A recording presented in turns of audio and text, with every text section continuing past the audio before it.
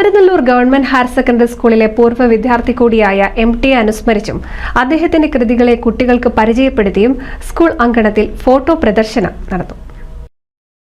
സ്കൂളിലെ മലയാള വിഭാഗത്തിന്റെ നേതൃത്വത്തിൽ അധ്യാപകരുടെ സഹകരണത്തോടെയാണ് അസംബ്ലി ഗ്രൗണ്ടിൽ ഫോട്ടോ പ്രദർശനം നടന്നത്.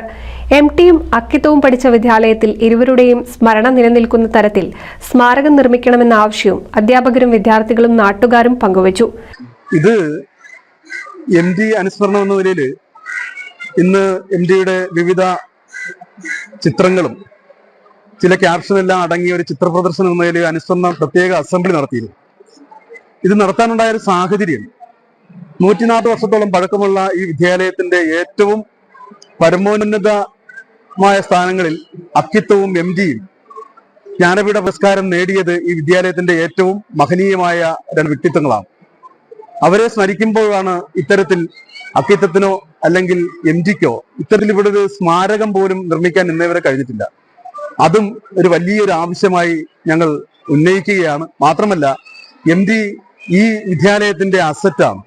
ആ MTയെ പോലുള്ള മഹത് വ്യക്തിത്വങ്ങളെ നമ്മൾ എൽക്കാലവും സ്മരിക്കും. അതുപോലെ തന്നെ കുട്ടികൾക്ക് MTയുടെ കൃതികളും MT ആരായിരുന്നു, കൂടല്ലൂരിന്റെ കഥാകാരൻ എന്ന് പറഞ്ഞാലും കുമരനെല്ലൂരിന്റെ വിദ്യാർത്ഥിയായിരുന്നു എന്ന് വിദ്യാർത്ഥികൾക്ക് ഒരു അവബോധം ഉണ്ടാക്കാൻ കൂടിയാണ് ഇത്തരത്തിൽ വലിയൊരു ചിത്ര പ്രദർശനം ഞങ്ങൾ സംഘടിപ്പിച്ചത്. ആ അസംബ്ലിയിൽ ഒരു 100ഓളം ഫോട്ടോസ് ഉണ്ട്. 100ലധികം ഫോട്ടോസ് ഉണ്ട്.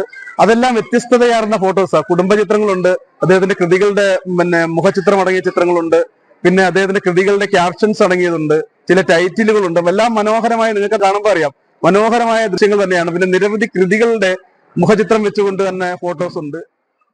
MT കൃതികൾ, കുടുംബചിത്രം, പുരസ്കാരങ്ങൾ ഉൾപ്പെടെ 100ലധികം MTയുടെ ചിത്രങ്ങളും പ്രദർശനത്തിന് ഒരുക്കിയിരുന്നു. MTക്ക് കൂടല്ലൂരും കുമരനെല്ലൂരും എത്രമാത്രം പ്രിയപ്പെട്ടതായിരുന്നു എന്നത് പുതുതലമുറയ്ക്ക് കൂടി ബോധ്യപ്പെടുത്തുന്നതായിരുന്നു ചിത്രപ്രദർശനം. പ്രധാന അധ്യാപിക MS Bindu, P Sivaprasad, PP Rafeeq എന്നിവർ നേതൃത്വം നൽകി. NCV news, Thrithala.